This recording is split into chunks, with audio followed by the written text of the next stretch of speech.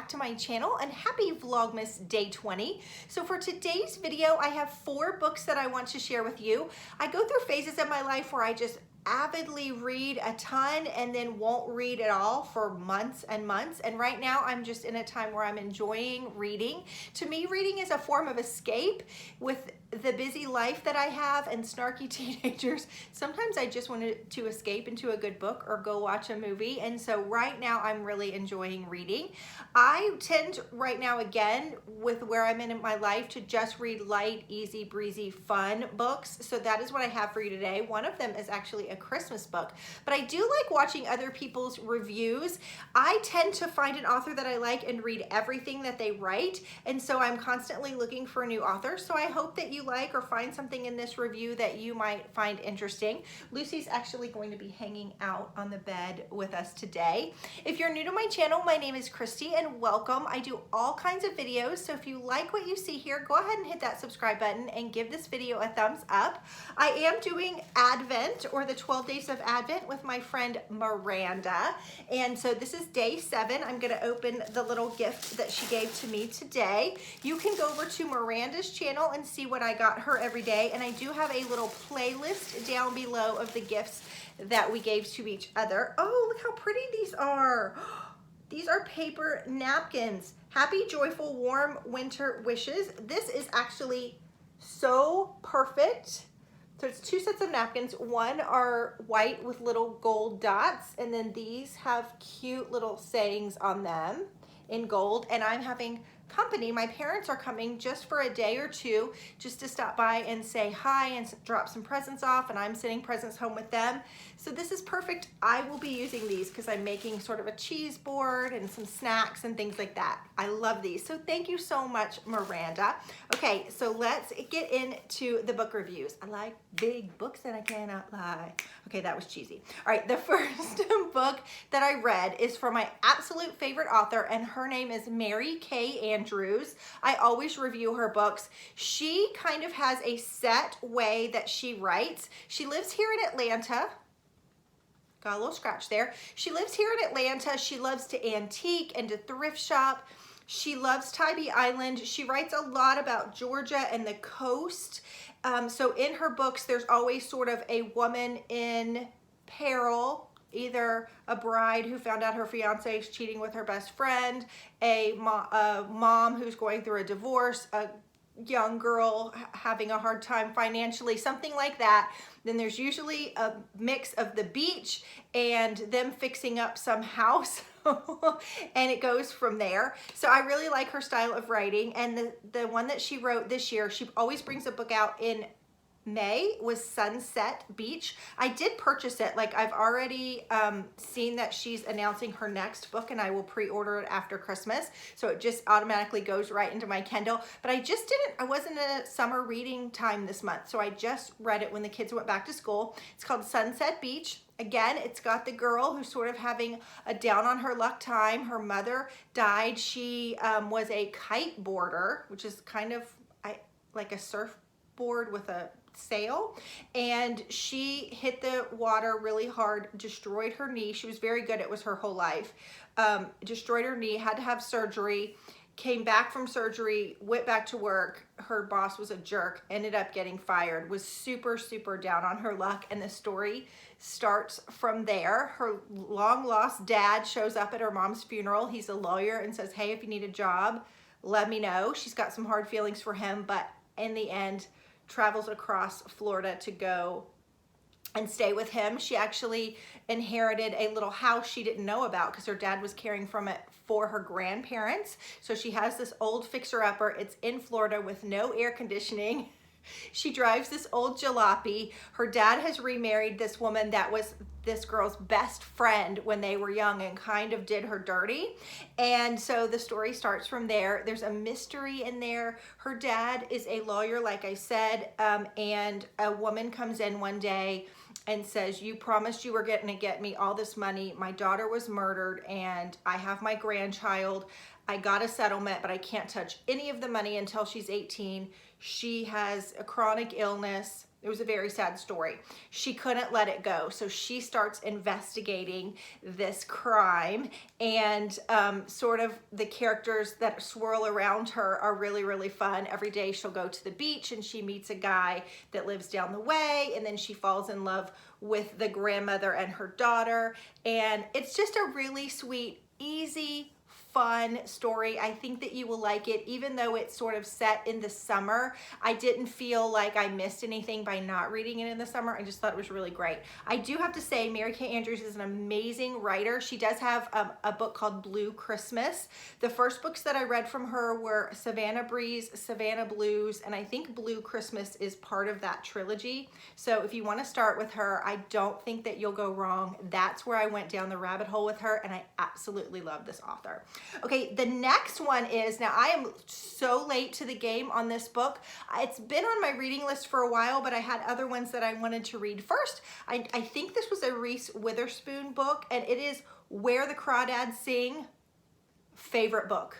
Favorite book. I couldn't put it down. It was one of those books that I just knew I had other things to do and didn't even care. I just wanted to read it all the time. It's very haunting, but not in a way that's scary. It's just a story that sticks with you. It's about a family. I'm not sharing anything by telling you this because it's sort of how the book opens. There's a little girl. She's seven or 8, and she sees her mom walking down the road in her fancy dress, and her mom never wears the fancy dress. She says Mama always looks back when she goes away, and she didn't look back. She grew up in an abusive home. Her dad was an alcoholic and abusive, and one by one all the siblings disappeared, and her mom left. Her mom was pretty much out of her mind. Her mom left her with her dad and a brother. The brother hung out as long as he could, and then just for self-preservation, he had to leave too. So the dad would go away on benders and be gone for days and days. And here was this little 6-year-old girl. They live way out in the marshes of North Carolina, and she had to learn to fend for herself. She had to learn to cook. She had to learn to do everything. Her dad would give her money, and she didn't even know how to cook grits or go to the grocery store or do anything, and it was miles into the city. And so this story is very haunting about this child who has to raise herself in the boonies. At one point, the people come because she's never been to school and try and catch her, and she goes to school for one day, and this experience is so bad she's like, I will never ever go back. Now this story was taking place back during segregation, so there is a white part of town and an African American part of town, and the African American part of town is really what jumps in and sort of takes care of her as much as she will let them. She's very skittish.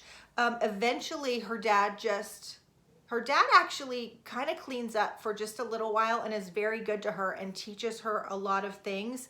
It's just for a year or two, and then he falls back into his pattern of alcoholism, and then eventually just disappears. And she doesn't know if he died, if he ran away, what. But she was still a pretty young teenager when that happened, and it's her taking her daddy's boat and learning how to fish and learning how to sell things, learning how to make things, and she actually just is in love with the marshlands, and she has a talent to draw, and so she starts drawing things and collecting feathers and collecting shells, and throughout the course of her life she actually becomes a very interesting writer and writes these books that are all about the sea life.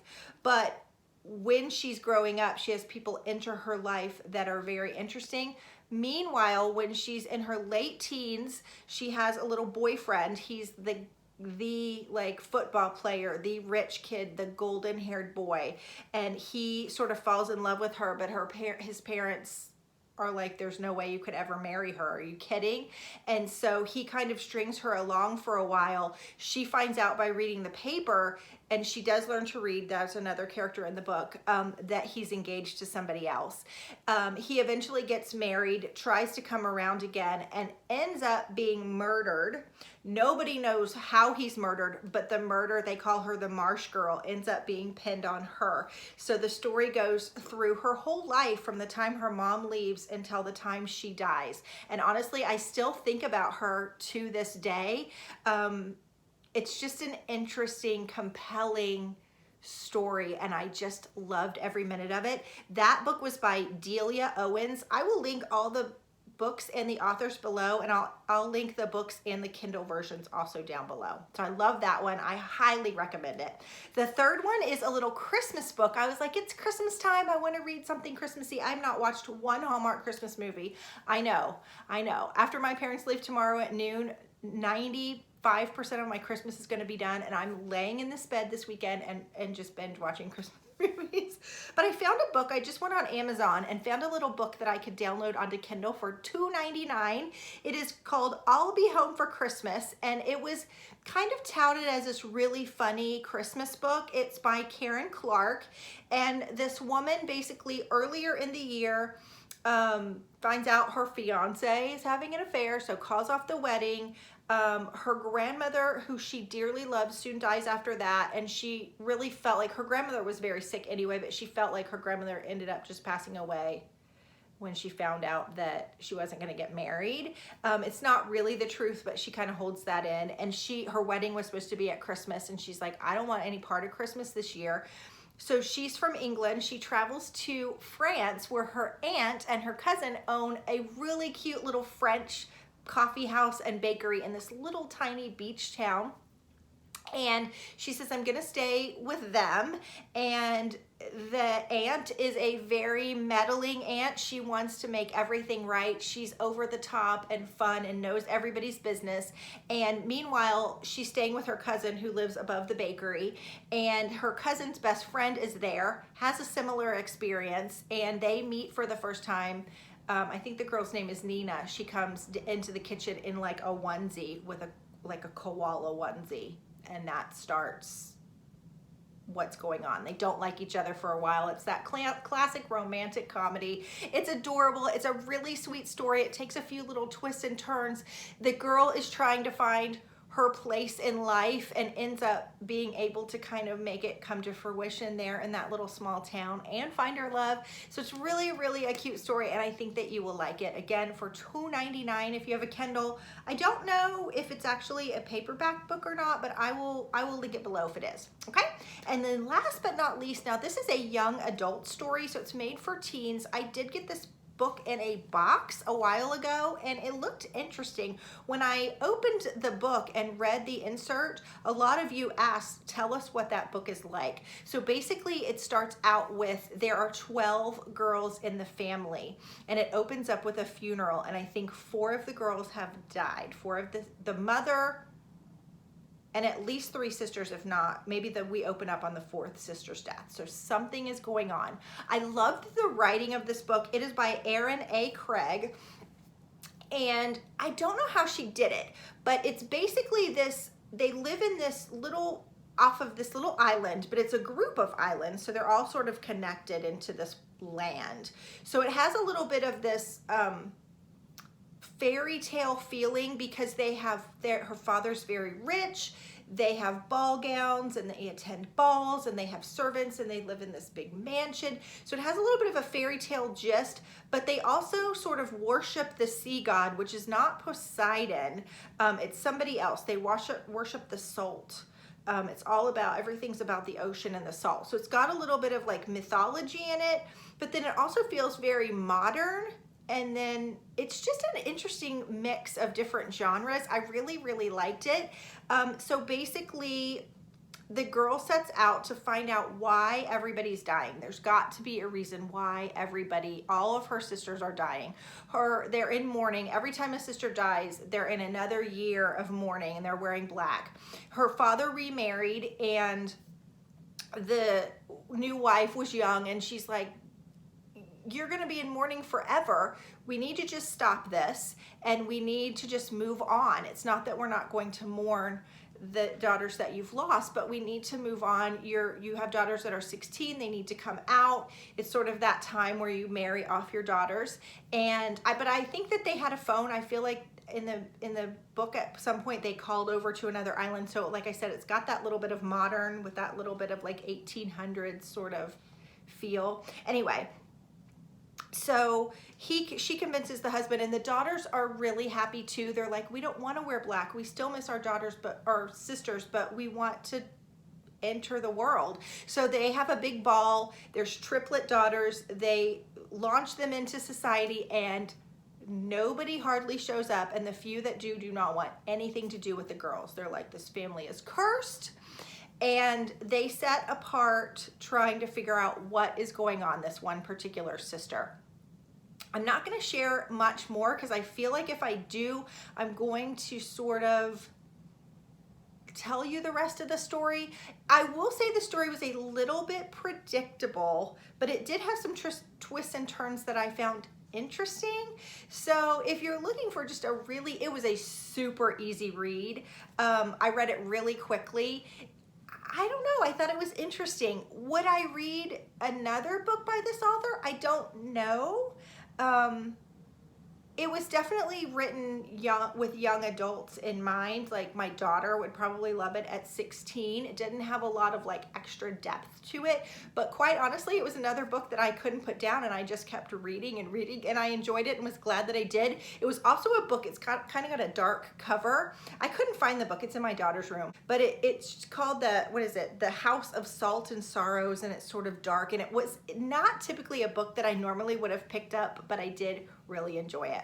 All right, you guys, I hope you enjoyed this video. Please tell me below any books that you have read lately that you absolutely adore, because I'm looking for some new ones, and I'll see you soon for another video. Bye-bye, guys.